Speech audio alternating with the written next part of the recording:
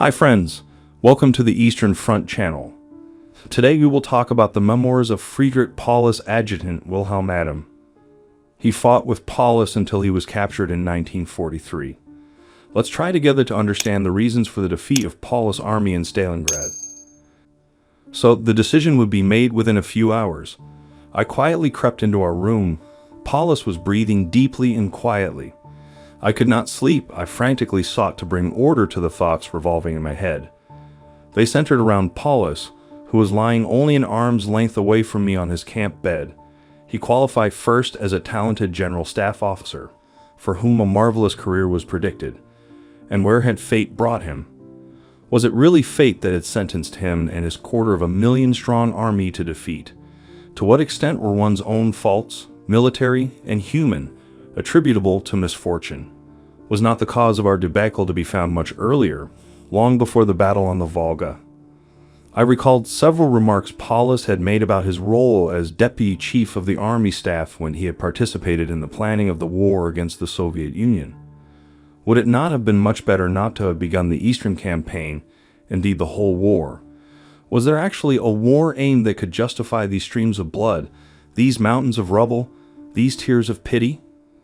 The war against Soviet Russia was begun on necessary preventive grounds, we were told, necessary to protect us from the threat of Bolshevism. Actually, I could never believe it. What I personally experienced on the 22nd June 1941 and in the following weeks of the Eastern Campaign gave absolutely no indication that the Red Army was prepared for a war of aggression, but much more showed that it was no way ready for war, nor sufficiently prepared for defense. In the year and a half of engagement on the Eastern Front, I had gained the impression that in former Tsarist Russia, whose hopeless backwardness I knew from the First World War, forces were now at work that wanted to make something new and big, but the difficulties still had not been overcome. Was it really illogical that the ruler in the Kremlin first chose to develop the enormous possibilities of his powerful land, instead of playing with the questionable idea of overrunning Germany? But why, if that was so, if this war from our side was not worth defending, had it been necessary at all? Terrible, then all the blood and frightfulness of this war remained clinging to our fingers. Could I continue living under such a terrible burden? Would I ever get a clear answer to my question of the sense of our downfall after the justification of this war? I was as bewitched. During these hours of the night I sought answers, clarity. Instead of finding them, I became involved in further questions and ever more lack of clarity. It soon seemed as if in the 40 years of my conscious life I had asked too few questions, as if too much had seemed too clear and problem-free, as if too much had seemed important that in fact was not. Was this really my life, running on what tracks? I saw before me my parents' farm in Aachen, near Hanau am Main, the pride but also the burden of my clever father and my hard-working mother, who died much too young. Their whole love and concern were for their two sons, my older brother and I. Our parents did everything to give us a happy childhood.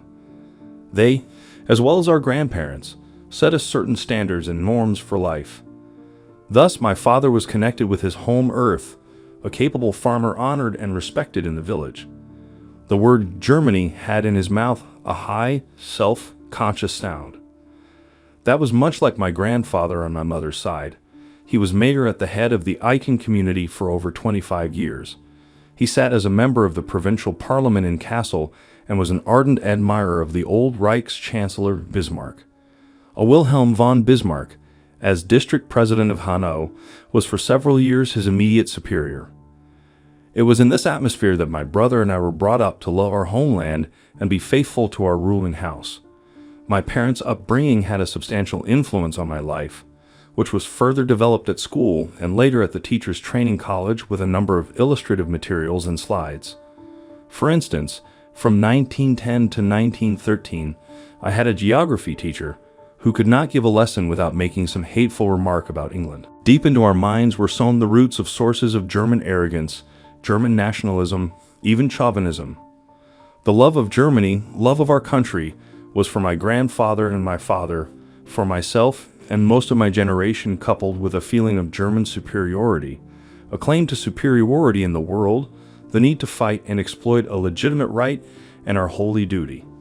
The First World War was a logical consequence of this. There was nothing frightful about it for me. Like many tens of thousands, I marched off inspired to protect the throne and altar. I came back bitter and disappointed that Germany had lost the war. At odds with the injustice of fate, I sought forgetfulness in studying and teaching. But soon my pleasure in the teaching trade faded. I was teaching at the school in Langenselbold, a working community near Hanau am Main. In my memory appear many blonde, brunette, or black heads. How the faces glowed with zeal when we opened a tumulus, laid the ground for a specific local museum, or improved our strength with sport and games. The older ones among my then pupils must have long since donned military uniforms. How many of them had fallen or been wounded? I did not now know. Following my return to military service as a teacher of mathematics at the Weimar Army Trade School in January 1929, and my enrollment as a captain in the Wehrmacht in 1934, I maintained only a loose connection with my previous work as a teacher. One face from that time which had especially imprinted itself on my mind was Roeder's. He was a communist, apparently the only one that I had got to know then. I had 2 of his sons in my school. The father willingly assisted us as a hard worker and gave us various plans and projects. I got on well with him, however. When it came to talking about politics, I waved him off.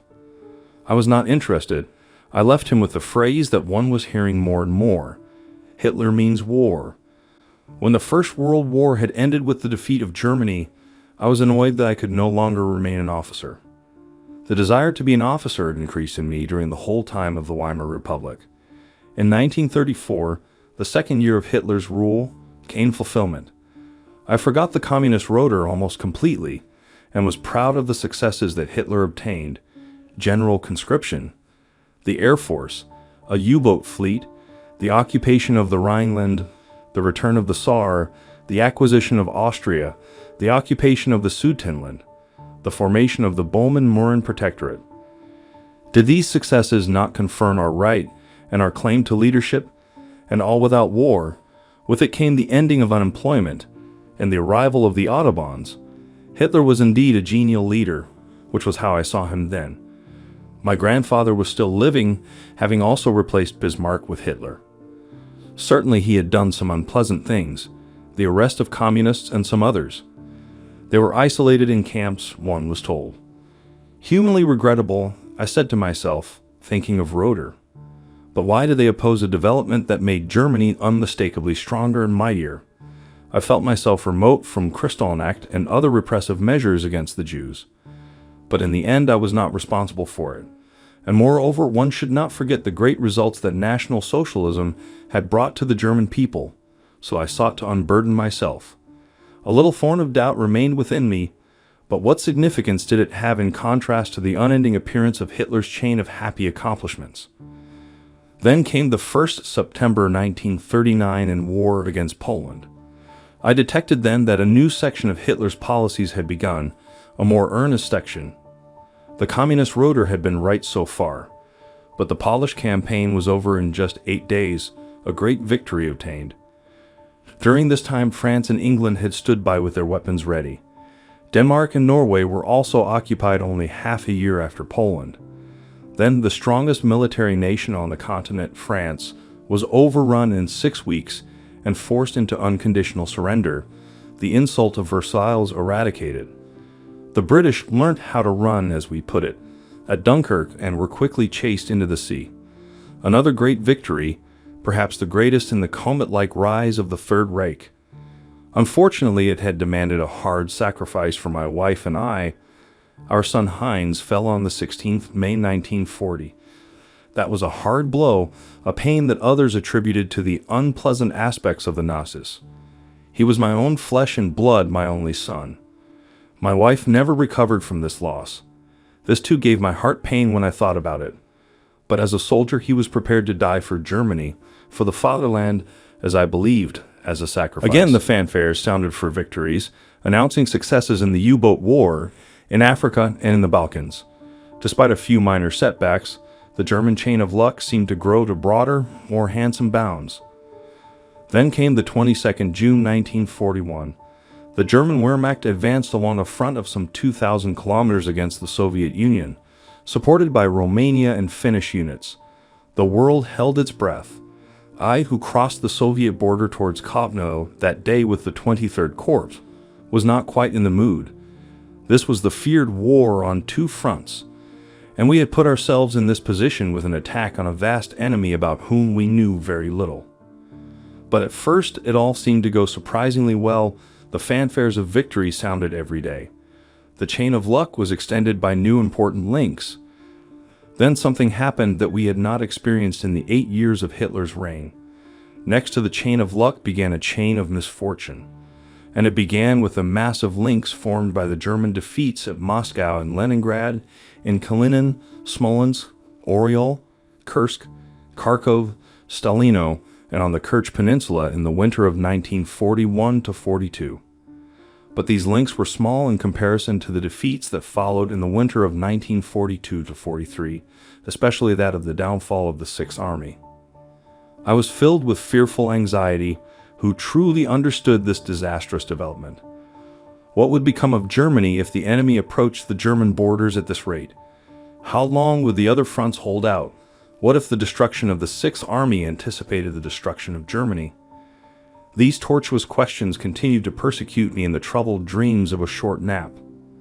31st January 1942, 7 a.m. The day dawned pale and hardly noticeably. Paulus was still asleep. It took quite a time before I found a way out of my tormenting thoughts and confused dreams. Then I could have gone to sleep, but it could not have been for long. I already wanted to get up without making a noise when someone knocked at the door. Paulus woke and got up. The chief of staff entered. He handed a piece of paper to the commander-in-chief with the words, "I congratulate you on your promotion to field marshal." The radio message was the last to arrive early in the morning. "That is just an order to commit suicide, but I will not grant this favor," said Paulus after he had read the message. Schmidt went on, "At the same time I have to tell you that the Russians are outside." With these words he took a step back and opened the door. A Russian general walked in with an interpreter and declared us his prisoners. I laid our pistols down on the table. "Get ready to leave. I will take you from here at 9 a.m. "You will drive in your own vehicle," said the interpreter, translating for the Soviet general, and they left the room again. It was just as well that I still had my official stamp. I performed my last official duty.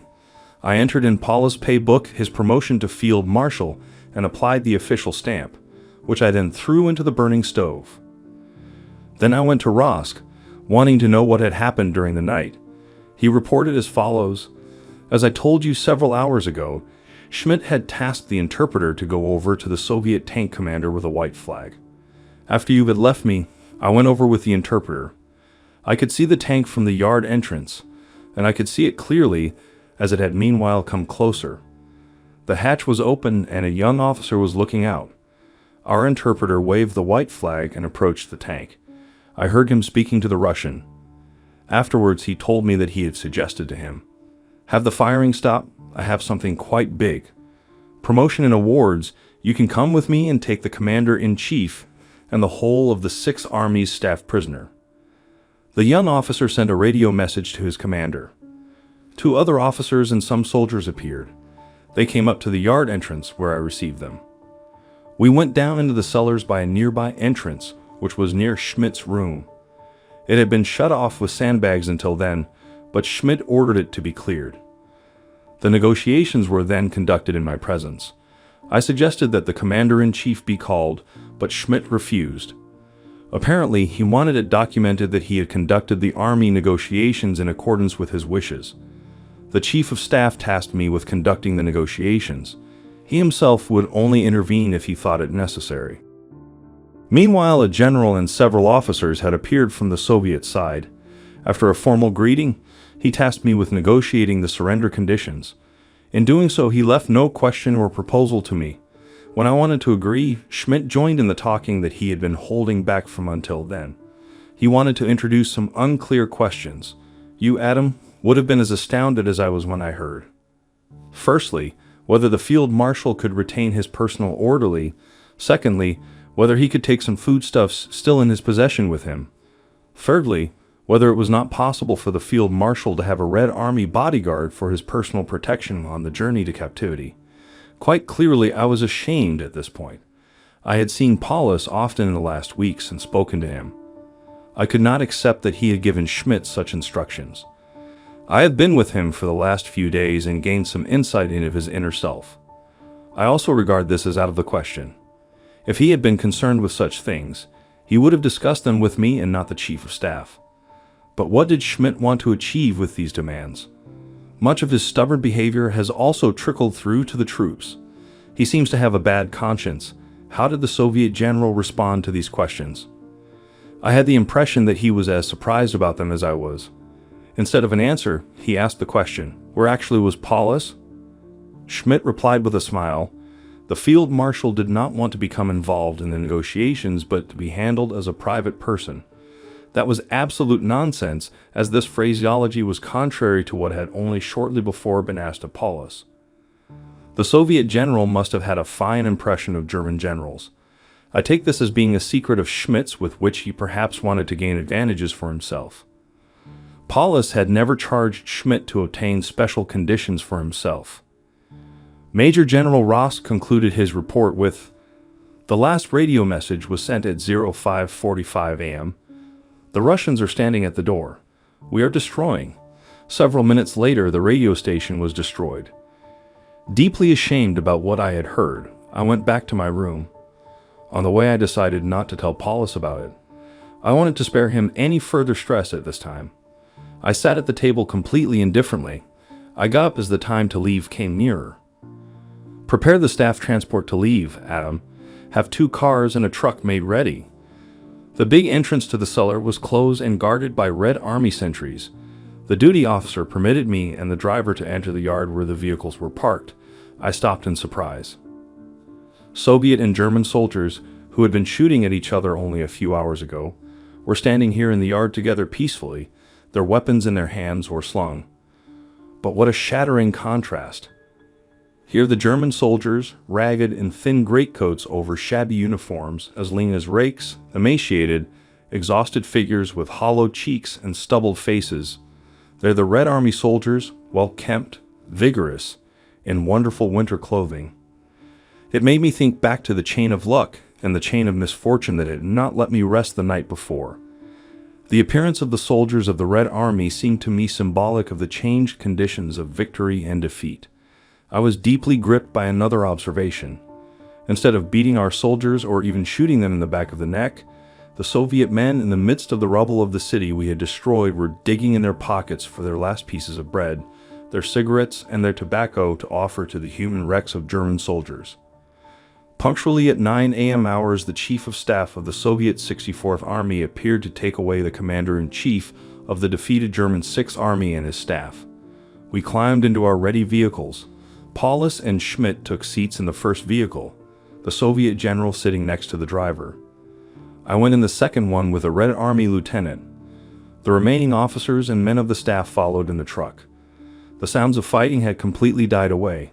The southern cauldron had ceased to exist. The central cauldron, commanded until the last by Colonel General Heitz, also surrendered on the 31st January 1943. Paulus, still bound by the Hitler order, did not feel himself empowered to order the commanders of the other cauldrons to surrender, as Hitler had appointed them personally. For the troops in the northern cauldron, the inferno went on for another 2 whole days. Despite the pressing representations of Generals Latman and von Lenski, the commander of the northern cauldron, Colonel General Strecker, refused to give up the fighting. Finally, on the morning of the 2nd February 1943, the 2 generals themselves gave the order to surrender. The battle on the Volga was over. At the head and tail of our small convoy drove a Soviet truck occupied by submachine gun troops. Tightly closed up, the vehicles drove at a slow speed past the snow-covered and still smoking ruins of former housing blocks, administrative buildings, schools, hospitals, theaters, and factories. An immense mixture of German war material of all kinds, destroyed or still intact, crowded the icy streets. In between, the remains of the 6th Army dragged themselves into captivity in larger or smaller groups escorted by Red Army troops. Many of the exhausted and emaciated soldiers were supporting each other. Often 2 half-starved men carried along a wounded man who clung to them. Many cursed us as the shamefully betrayed soldiers recognized the Sixth Army's commander-in-chief and his escort in the overtaking vehicles. In the last frightful weeks in the cauldron, Paulus had begun to grasp what a vast personal responsibility he bore through his unconditional obedience to Hitler and the Army High Command. But this reinforced his resignation to the situation, and on the other hand enabled his essentially active Chief of Staff Schmidt to send his last forces senselessly into the fire. Now it was all too late. So much was clear to me on the 31st January 1943 that the question of blame for the defeat of the Sixth Army for all the generals and high commanders was that they only surrendered when the Soviet troops appeared right in front of their own bunkers. It need not have come to this picture of distress that we now saw through the windscreens of our vehicles. Accepting the Red Army's offer of surrender of the 8th January 1943 would have spared these thousands of men some 3.5 weeks of hunger and icy cold. Their state of health would have been considerably better at the beginning of their captivity when the typhus had not yet broken out so strongly. I found our involvement a great crime. Its exponents were Hitler and the force's high command and the Army High Command, but also Manstein and his headquarters at Army Group Dawn. That there were deeper roots of guilt, that these persons functioned as representatives and tools of pernicious forces and sinister mental attitudes in German history, I did not then suspect. I was generally physically and mentally so empty and burned out that I could hardly bring myself to think. To me it was like awakening from a frightful nightmare when the vehicle left the city center and drove across open country in a southerly direction. We were moving forwards quickly now. The Volga soon appeared on our left. After a short stop at several new-looking buildings that apparently serve as quarters for a high-ranking staff, the drive went on parallel to the river. 2 hours later we entered Beektalker. We stopped in front of one of the dominating wooden houses. My eyes fell on artistically carved window frames and gables. Then our escorting general was already asking us to enter the building. After we had left our coats and hats in an entrance room, we were led into a larger room. What was going to happen next? As if he wanted to take his leave, Paulus reached out his hand to Schmidt and myself. Goebbels' propaganda had hit us even deeper in the bones than we ourselves wanted. A Soviet general had sat down on the opposite side of the T-shaped table. As it soon turned out, this was Shumilov, the commander-in-chief of the 64th Army. Next to him sat his chief of staff, Major General Laskin, the general who had brought us here, and an interpreter with the rank of major. I was directed to a seat on the long side of the table. Schmidt had shortly before told me, apart from giving our personal details, keep quiet about everything else. I found this warning superfluous and tactless. Shumilov addressed our commander-in-chief as von Paulus, whereupon the latter said, "I am not of the nobility." The Soviet general looked at him disbelievingly. When Paulus was asked for his rank, he said, "Field Marshal," which only increased the mistrust. Then Paulus took his paybook from his inside breast pocket and handed it to the Soviet Army commander. He soon understood it through the interpreter and gave it back with a short hair-show. As the interview continued, General Shumilov asked Paulus if he had given the northern group the order to surrender. Paulus denied it, as this group came immediately under Hitler. Now something will happen, I thought. Our propaganda had always insisted that the Russians would torture anyone who did not meet their demands. Discreetly, I considered the Soviet commander-in-chief. Shumilov spoke quietly and pertinently. Nothing happened. While I was still in a state of surprise, the general stood up. The interpreter translated his last words. "Tell the field marshal that I am asking him to take a drink with me before I drive off to my headquarters." Was this really meant? Outside, Soviet soldiers helped us into our coats. Excitedly, we moved towards the entrance, where Shumilov, wearing a tall fur hat on his head, awaited us. He crossed the road and signed for us to follow him. Was this far enough? I looked around me. No execution squad in sight, but perhaps they were waiting behind the wooden building to which the general was walking. Nothing like it. Shumilov opened the door to a lobby in which an old woman was housekeeping. On footstools stood basins of steaming water, and alongside each was a piece of real soap, a luxury I had not seen for a long time. A young girl handed everyone a white towel. Washing was a delight. For days we had only been able to wash our faces and hands in thawed snow water, damply rubbed off. Afterwards we were invited into the next room. There stood a covered table with various things to eat. I was ashamed as I sat down at Shumlov's request with Paulus and Schmidt. What lies had been told to us about the bloodthirsty Bolsheviks, and we were so primitive as to believe them. I must think about more generals of the Red Army that had passed through our headquarters as prisoners of war. We other officers of the staff found it beneath our dignity even to say a word to them. They were given only a meal from the field kitchen before being sent back further to the rear. The gentlemanly behavior of the victorious Soviet army commander had made no impression on Schmidt. He whispered quietly to me, "Take nothing. If they offer us something to drink, it could be poisoned." This spoon-feeding of instructions was repulsive and annoying. I gave Schmidt an angry look to make him understand. If General Shumlov had understood it, he said quietly, "It would be much more pleasant if we'd got to know one another under other circumstances, if I could greet you here as my guests, and not as prisoners of war." Vodka was consumed by all from the same bottle. The general invited us to drink with him to the victorious Red Army, but we remained sitting motionless. After the interpreter had said a few quiet words, Shumlov laughed. "I don't want to upset you. Let us drink to the two brave enemies that confronted each other in Stalingrad."